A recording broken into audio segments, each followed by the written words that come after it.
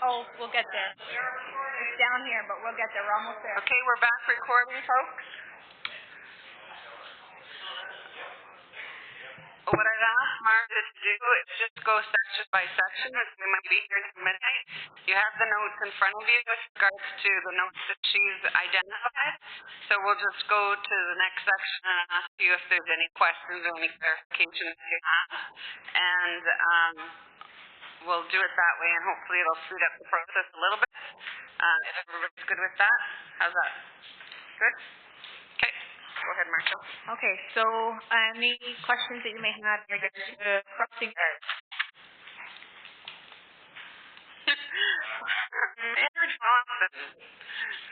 Crossing guards are a pet peeve with this particular person. Used to be the jurisdiction of the county, and the county apparently didn't feel that it was necessary for them to protect their kids. They're going to their schools, so they threw it on us. I think we should just throw it right back to them. Is the jurisdiction of the school boards? It is the jurisdiction of the school board. Was the jurisdiction of the school board years and years and years and years and years ago? 2003 they changed. And I think it's wrong. I think that's where should be their budget after that. You can try. You can try. Okay, any other questions on crossing guards? Nothing, so moving on. Oh, sorry. Councillor Mackay. That's 22,000. How many crossing guards do we have? We have 3 crossing guards, and they are paid for the day at a daily rate. That is, geez, off the top of my head. Yeah, that's So 7,000 a year per guard. Something like that. approximately, yeah. So one crossing guard in Compton, one in Beachburg, one in Westmeath. They're all Only in Compton. There's none in Beachburg at all. None in Westmeath. And the only one that crossing guard, there's a crossing guard here on the road. Corner. And then right at And at the school. school, 2 at the school.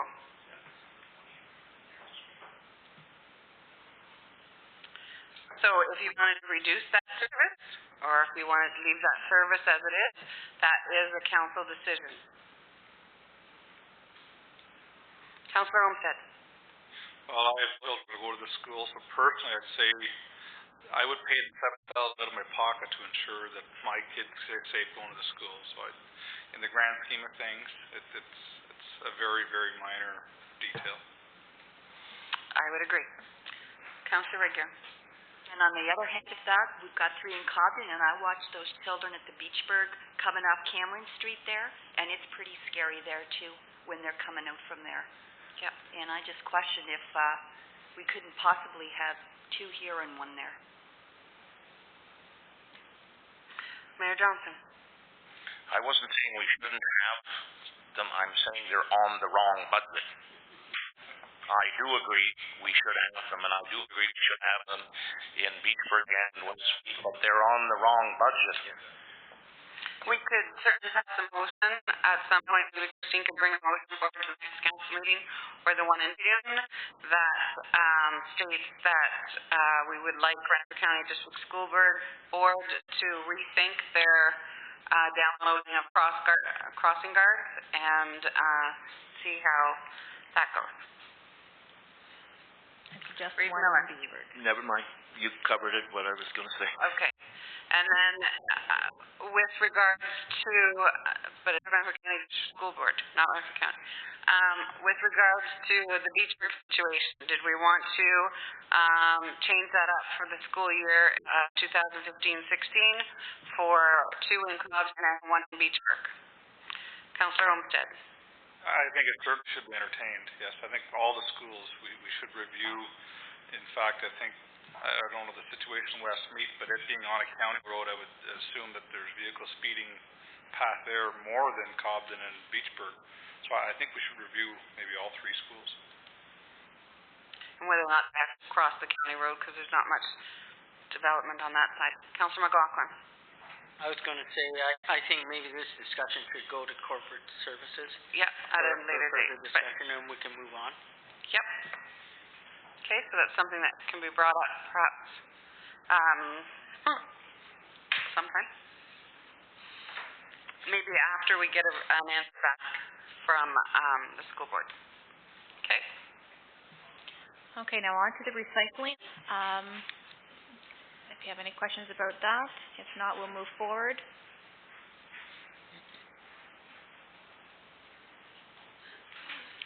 Okay, so moving on to land. Sorry? Councillor McLaughlin. Go ahead. No, I think I know, note 55, is that the grinder? Is that what that is, the compactor? Which, sorry? Note?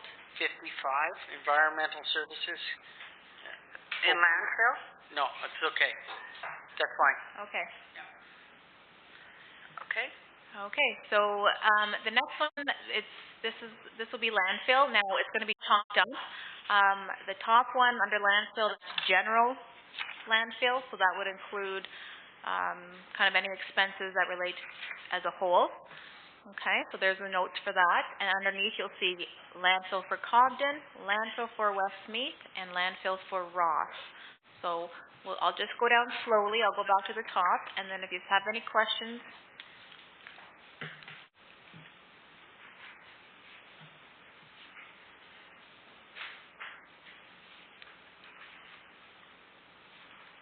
You'll notice with regards to the waste garbage bags that there was no garbage bags required last year. They're purchasing the garbage bags this year because they're almost out. So there would be a cost to stock them.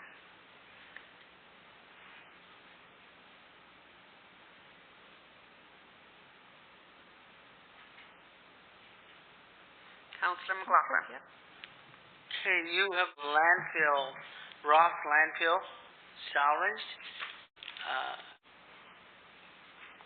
And then, okay, and I see you then you have seasonal, full-time.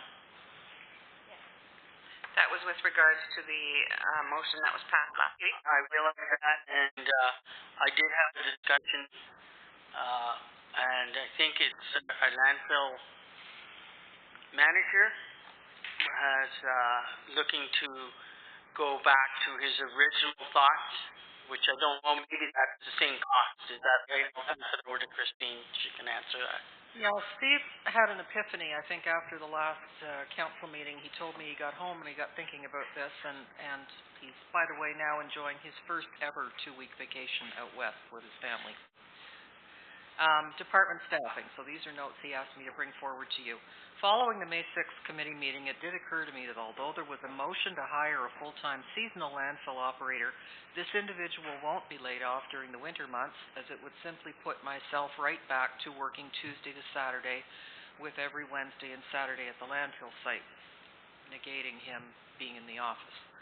In the principle of supporting Council's desire to have the Environmental Services Manager work Monday to Friday and concentrate on administrative duties, I will again ask that this landfill operator be hired simply on a part-time basis, Tuesday, Wednesday, and Saturday of each week.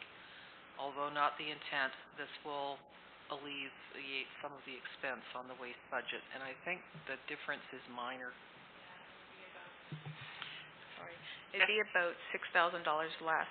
Yeah, I think we had kind of discussed that, and from what I understand, because we're almost all the way through the year now, if he hired the seasonal seasonal full-time person, that come the fall, he'll have a better idea. Once he gets somebody in place, he'll get a better idea of what is required and whether or not he'll need that person to work part-time hours come the fall and winter. I think to bring it up again and review it, but certainly he needs somebody there seasonally full-time, and then because it does help with sick leave and holidays and having him in here in the office doing his job as department head, and then review this matter once he gets a full understanding of whether or not he's comfortable with it come November or October even, whether or not he wants to go to a part-time, just part-time at that point, if he feels that is enough time for him to complete his job. I don't know. I just think he needs to have a full understanding before we just say part-time, and that was the reasoning why I thought we had voted to have a seasonal full-time and see where it goes come the fall, winter months. Councillor McLaughlin. Well, I guess if there's not much change to the budget, that could come as a discussion at an environmental services committee meeting when in the fall, yeah. well, I'm saying whenever Steve is back and when we decide what we're going to vote for. Sure, Okay? we can leave it in the budget now. The budget's not going to change. Yeah. And so that's not really a discussion for tonight. Perfect.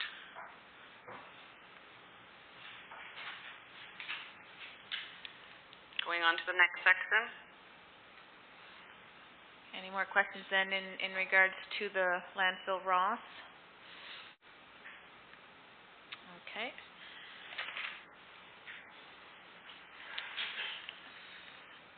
And, yep.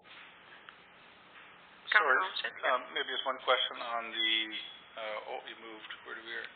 The chipper grinder rental, can we look at what it would cost to actually purchase that equipment at some point? Sure.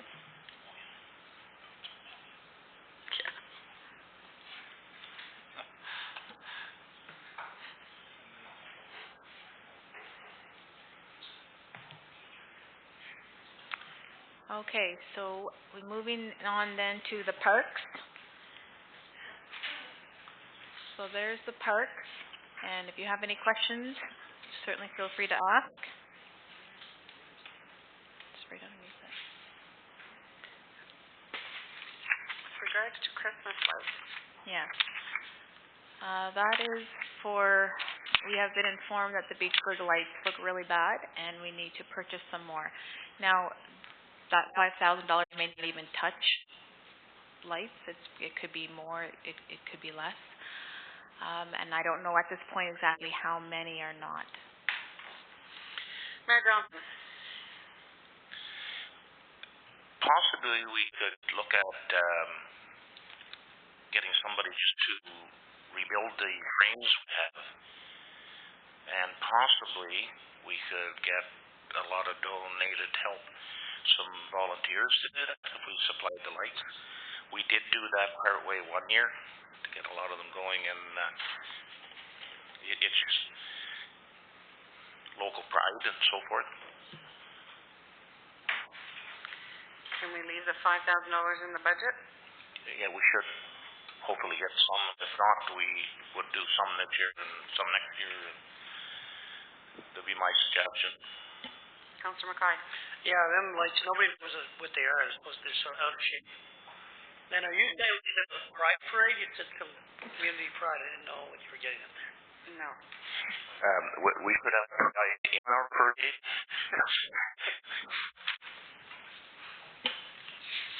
So would you like me to keep the 5,000 in?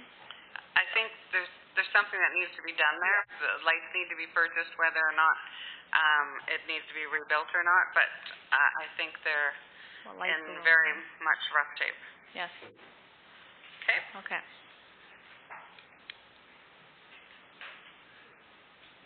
Okay, on to the tourist booth. And you'll notice that one of the capital projects is on the capital sheet. 2014, we set aside $5,000 to have the drawings done for the tourist booth. That work wasn't done, so we transferred that to reserves. And that's repairing and making the tourist booth accessible, as well as redoing the bathroom to make it an accessible bathroom. I did, as per council's suggestion, write a letter to the Civitan Club explaining what our premise was and asking if they would be interested in being a financial partner. I haven't heard anything back. Councillor McLaughlin. Being one of the Civitans, we don't meet until next week. So at that time, it probably will be brought up. I know the mayor, or the president has received your letter. Good. Thank you. Okay. Okay, on to the beach. Okay. Anybody have any? We wish. Anybody has any questions? That's the 22,500. That's for the bird issue. Councillor Rager. Just in my absence of last week, I knew this was on the agenda, so what transcribed, or what happened out of the discussion on that? Because this was brought up last week, right? Yeah, there was no real decision There was no made. decision to move it here. Yeah. Christine, perhaps? Yeah, I've gotten a hold of Orkin, Ottawa, and I guess it's a very busy time for them right now, so I haven't heard back yet from the gentleman. I've invited him. Apparently the Civitans are interested in contributing some monies or effort to the project. According to what I heard from this particular company in Ottawa is that once 2 bird species have imprinted on a beach and hatched their eggs, it's home. And it's a very complex, multi-pronged, involving various lights and noises and dogs and stuff that make them want to relocate to another neighborhood. So anyway, I have an invitation out for this gentleman to come in at no cost to us to give us a bit of a blurb on what services they offer. We have hired our instructors, and we have also had a conversation with the folks at Wilderness Tours who are willing to house us at their beach should our beach become untenable. Thank you. Sorry about that. Do you think it's too late now to do anything with regards to the birds? Because it is nesting season, like now? Yeah, I know he had said if we were going to do it, we had to get going in April. So, if I can get him in here, we can hear him out and then see how you want to proceed. But, we've got the double whammy at that beach, as it's not just birds. If we have a hot summer, then we've got algae soup. Yeah.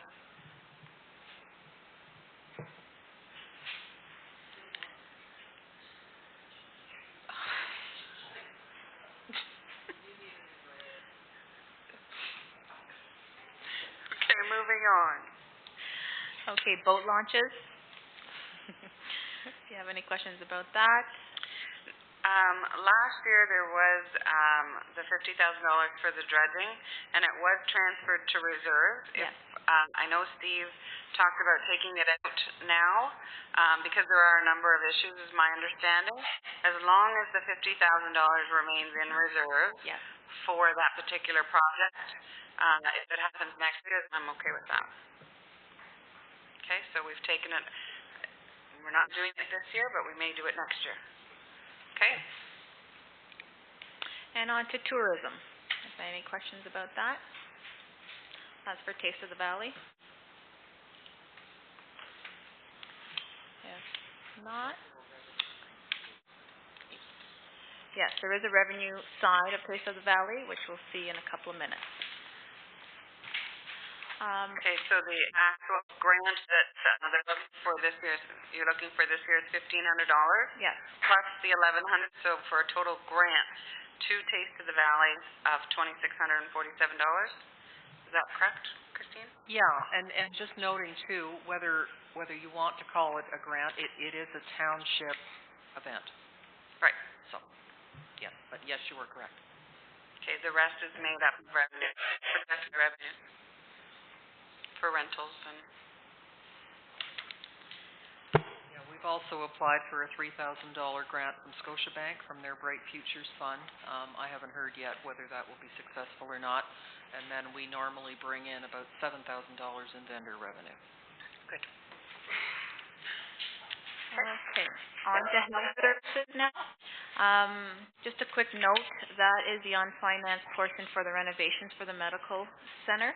That will be paid off in 2015. This is the final payment, yes. Last year there was nothing budgeted for and nothing expensed for it? No. Mayor Johnson? The Lions Club. The Lions Club has been paying the debt. Yes. Correct? Yes. Yeah. Okay, and now we're paying it. No, we're No, going. no, no. No, they're going to continue to pay. They're going to pay it off. Yes, they're paying it off. Yeah. It's So that- is this an in and an out for us? Yeah. Oh, awesome. Also, at this point, it probably should say that maybe we'd be prudent to send the Lions Club a letter for a huge appreciation for their fundraising and contributions and so forth. Nice, nice Absolutely. plaque and goes on the wall. Yep. Thank you. Councillor McLaughlin? I'm kind of not quite understanding. I was there with the debenture, but I thought it was paid through the Beachburg, the medical or, Yeah, it's not a debenture.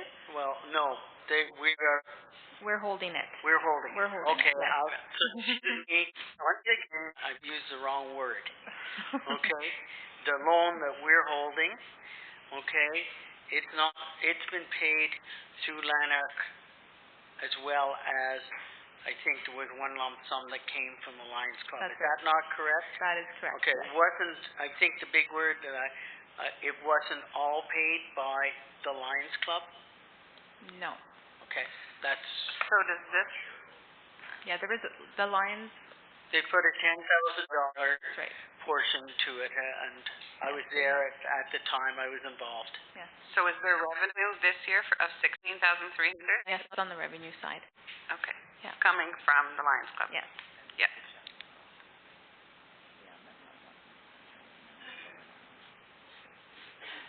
Okay. Excellent.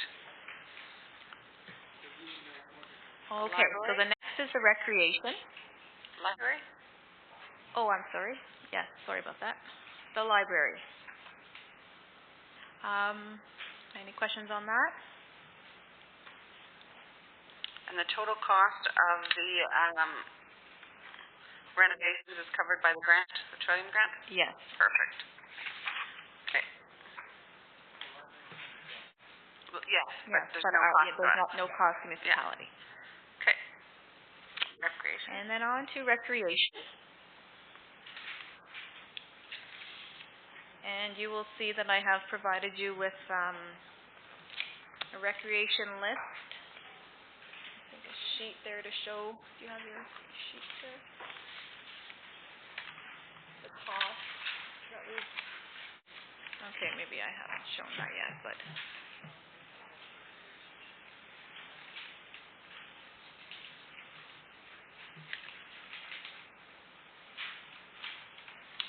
Okay.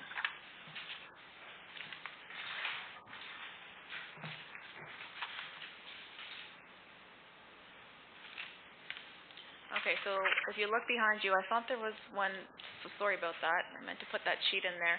The recreation annual grants. So this year, we have, as in the past, increased it another 2% from the 2014 amounts. So in total, for Cobden, Beachburg, Westmeath, Forsters Falls, Queens Line, Crossroads, there's a yearly grant of $49,030.38, and it details of which each one is going to be receiving. What was the difference between last year's budget and actual, and it's down to 49,000 now? Last year was 98,000, 69,000 actual, and now we're only budgeting 49,000. Do you know? Let me just pull that up here. Expenses, recreation grants. That would have been for the, Huey's. Oh. Pardon? Councillor McLaughlin? I'm wondering, is that part of the project that was done at Cobden? The rebuild? In 2014? No, that was for 2013. Okay. I'm trying to think of where that money... Yeah, this is for the the Beachburg one. Yes. As well as, Actual. yeah, that's right. Yeah, the Beachburg. Okay. As well as the $15,000 was given as a grant to Westmeath for their insulation project. Okay. So that was above those numbers Above and up beyond. top. Yeah. Okay. they had come after the budget was done, and that's, But it was, I don't know, I don't see the, so I have to go to page number 1. Which column is budget and which column is actual? The 98,000 is actual and it's budget? So I guess that was, you know, the question. yeah, I'm not sure exactly what was all to be budgeted for. Just want to make sure we're capturing Yeah. everything. Yeah. Councillor Olmsted. I think, part of that 98, wasn't that part of the chiller replacement in Cobden? That was a $40-some thousand. No, they paid that. Okay. Yeah, no, that was what they paid. And they haven't brought any projects forward this year to be completed by Didn't it? know. Okay. Any of them? Well, Westmeath did not get, did not have enough time to do their installation project, so they're doing it now. But we gave them the money last year. Okay. Okay. Okay. Museum? Councillor McLaughlin? Going back to that, I've seen Haley's in is $400 and some. Is that? No, Haley's doesn't have anything. The last time that there was a donation Oh, I guess for what I Haley's, was looking at is the bottom 2001. figure, I think. That's 500. What's that? $574.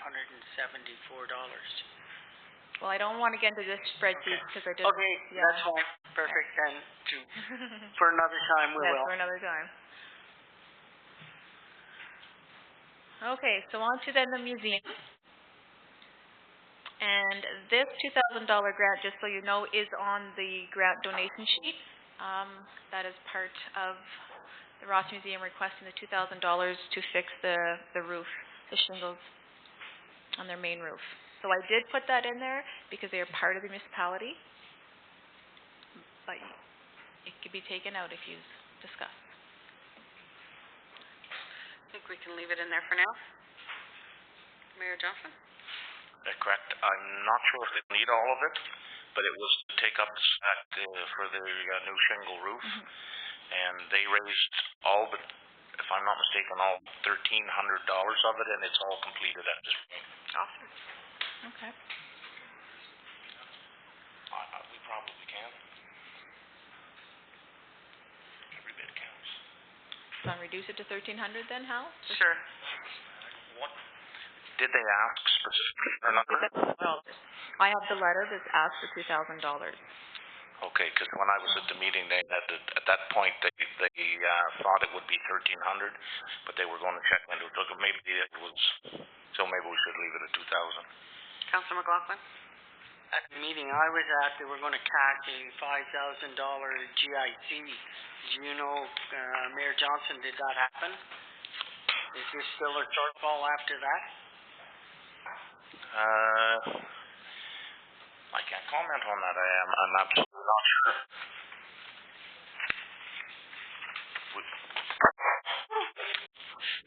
We can contact them. Find out. Okay. On to the industrial park.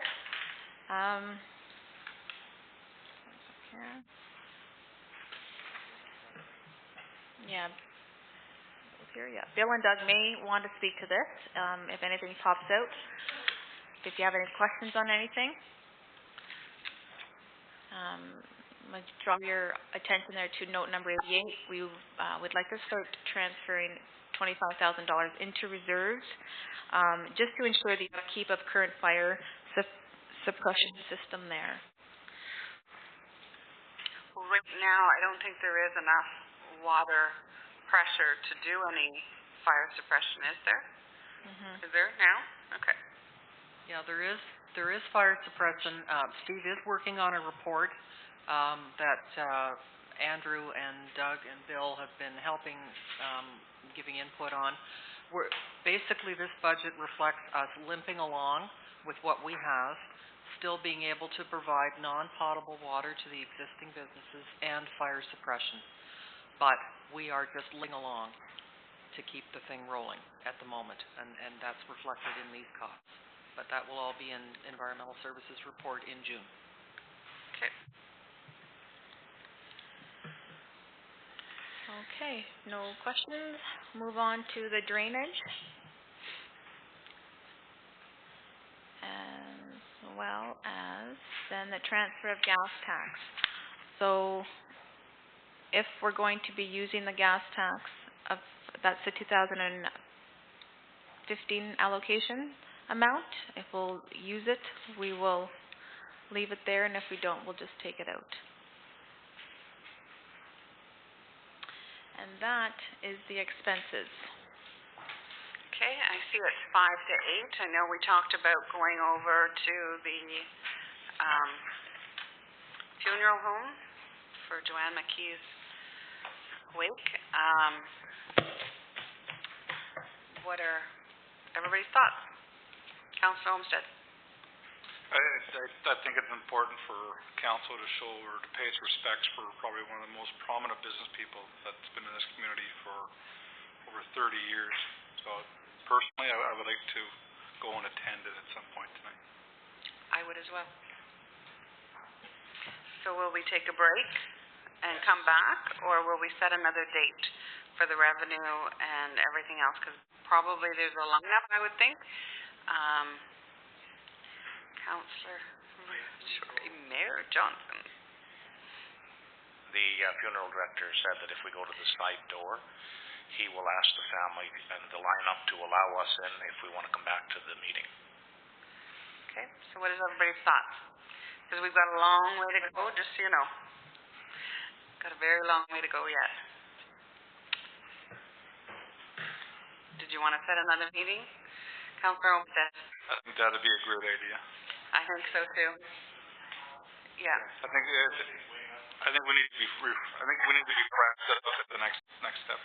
So what I would ask council to do is just to review some of the numbers that are in the expenses, and just Marcia, if you can give us an idea of what's the actual number we're looking at the bottom, so that maybe they can set their minds to some of the projects or some of the expenses to Well, right now, start saving.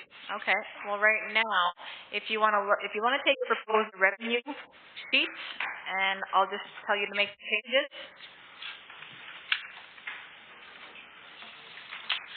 And that's part of this package here, the donation request. So it is taken as well, these numbers, Obiango High School, there's Kyla's Kids Club, those numbers that are in white are not included in the budget. So it's the second page of that package, Terry, that has the revenue. Actually, you know what I can do, if you would like, is I've made some changes already in the budget, taking out some projects. Okay. And if you look behind you, you don't have the sheet yet, but it was tagged to each time I make a change. So basically, right now, we need this amount of money to balance the budget. We didn't take out a lot of projects yet, but we did take some. Okay, so the biggest ones we need to look at obviously are the capital projects. That's right. And does that reflect changing the capital project on Grant Settlement Road already? Yes, it does. So it was higher than that before, yeah, it was $1.7 million. So just so you know, those are the numbers that we're looking at to balance the budget. So basically then, for anybody that just wants to clarify, these numbers, this is the levy, and this number is 1% of the existing levy that we have. If you look on your proposed revenue, it's the highlight of 1, okay? So basically we need to increase the, I don't think that's me. I don't think that was me. It was you. Don't hit that. Okay. So basically then and I'll print it for you. So basically if we can get the budget down to, a balancing amount that we need to cover $165,000, then that'll be at approximately a 4% levy increase. So if you can cut some. And just for the new councillors, when they talk about levy, it's what is required to raise for taxation only. So last year, $4 million was raised in taxation.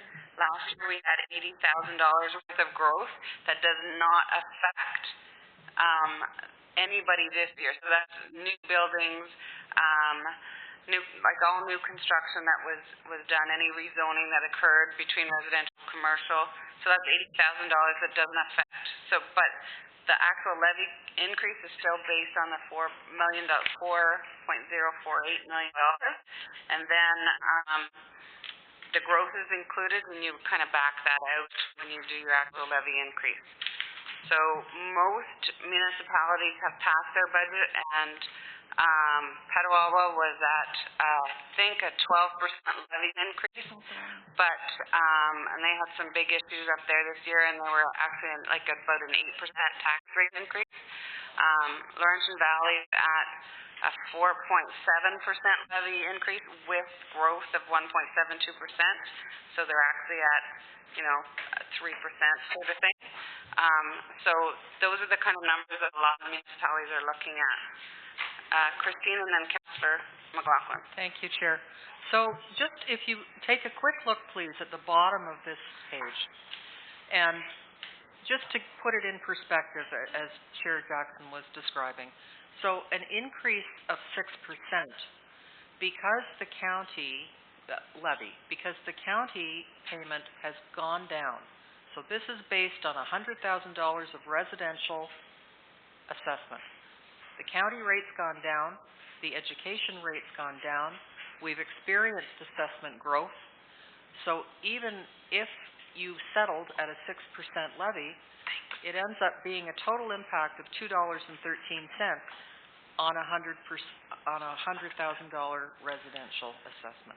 But that doesn't take into consideration your phased-in growth. Yeah. So if your residential overall average phased-in growth was 5%, then your 100,000 is now 105,000. So there actually would be an increase to the tax rate. And I see Councillor Mackay scratching his head. It's very confusing, but it's easier to explain it for 100,000. But everybody's residential assessment went up because of the phased-in assessment to 2016. So until next year, you'll get your full year value as of January 1st, 2012, but you don't get that until 2016. So there'll be another phased-in amount next year, phased-in growth. So whatever that phased-in amount is, it increases. So people won't actually see that savings, just so you know, because their residential assessment has increased due to phased-in assessment. Okay? Yeah, it's convoluted. But yeah, he just copied it. So when can we meet? So next Wednesday, obviously there is a council meeting that is very full. The thing is, this budget has to be passed for Marcia to be able to enter in the tax rate, by June 15th and no later. And she has to have those tax rates in by June 15th. Councillor McLaughlin. Why don't we go ahead and kind of schedule for the last Wednesday of the month? For the 27th of May? That's what I'm thinking. I prefer, even if we had to have a day meeting, and then we would be for sure be finished. I realize that some people are workers. I was a worker as well. I took vacation to get to my meeting. It's only a suggestion. I'm going to 7. So whatever the 7, whatever you agree on, sounds good to me. But two things. I don't like having to deal with big money after 8 o'clock at night as well, because you've got to be sharp. This is it's a big thing we have to do, so we need to have our minds sharp as well. But it's just a comment. Whatever council decides, that's fine. I could probably do starting in the afternoon, say around 2 o'clock, wouldn't be too bad, but not a whole day. On the 27th? How's that, Christine? Would there be an expectation that we might actually be able to pass the budget at that meeting? And the reason I'm asked, no. Probably not. I would think that there's gonna be a number of changes, and Marshall will have to go back to the drawing, not to the drawing table, but to Opta, to recalculate any changes that take place. And perhaps on the committee meeting, we can have a special meeting to pass those bylaws. Okay, so that would be In June 3rd. Okay. And if we're not ready for June 3rd, then we would still have June 10th. June 10th, yes. Okay. Okay? Mayor Johnson? I'm in construction and I'm off in the wintertime and I have no holidays. Sorry. What time earliest you can be here? 5 o'clock is the soonest I can attend. Would you be opposed if the rest of us I started have at no opposition, you know what you're doing. Reese Miller? So I'm in the same boat. I will likely make it, but I can't predict that time of year. If we go to a smaller group to do the legwork, I'm happy with that. Then we have 2 councillors, if they will come, that are incumbents, have done this before, I'm okay with that. Councillor McLaughlin? I kind of have to disagree with what Mayor Johnson's saying. I think it's something that everybody needs to be here, so if we can't make it to 5 o'clock, so be it. Let's have it at 5 o'clock when everybody can attend, and I think that's where it should go. I think everybody should be here. It's a very important meeting. We're going through a lot of figures and stuff, and I understand where Reed Miller's coming from, and I can agree with what the mayor is saying, so why don't we just schedule for 5 o'clock and then work ahead? Okay, that suits me. The 27th at 5 o'clock. Thank you. Okay. I guess I have, there's a couple other things. So can we adjourn? Do we need the other issues at all? So was the closed session that you had requested for the auditor's I just wanted a date to do that. I didn't want it actually today. Oh, okay. Well, if you're... So we can talk about that next week. Okay? Councillor McLaughlin? Just before we adjourn, I'd just like to mention to everybody that we're having, the library is doing their golf tournament on June the 13th. They're looking for whole sponsors, and it would be very nice if we could get each council to bring a team towards it as well. So, you don't have to be a golfer. You've got other people in your group, I'm sure, that are golfers that might be able to. Can you send out something to us so that... It was already sent out, I think. Okay. We could certainly donate a golf shirt as a prize. We have some nice golf shirts that we use for promotion. I have an adjournment motion. Are we there? Yes. Okay. Moved by Councillor McConnell, seconded by Councillor Regier, be it resolved the Council and Committee of the Township of Whitewater Region adjourns the meeting on the 13th, 2015 at 8:10 p.m. Any discussion? All those in favor? Opposed? Carried. Thank you very much.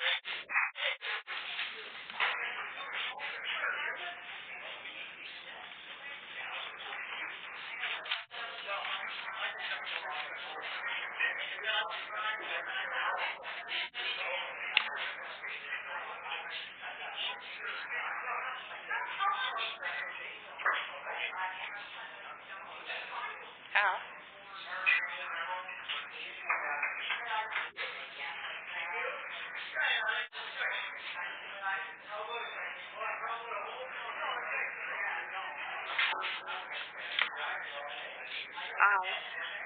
We're closed up shop here, and so I can meet you there. Okay. Wait for me. Bye.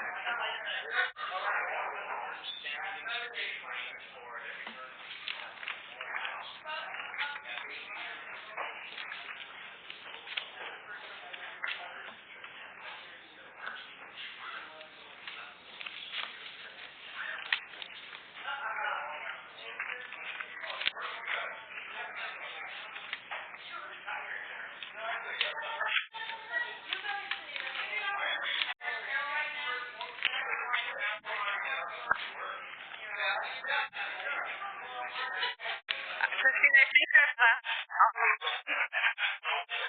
think I left all the books that were needed or used there.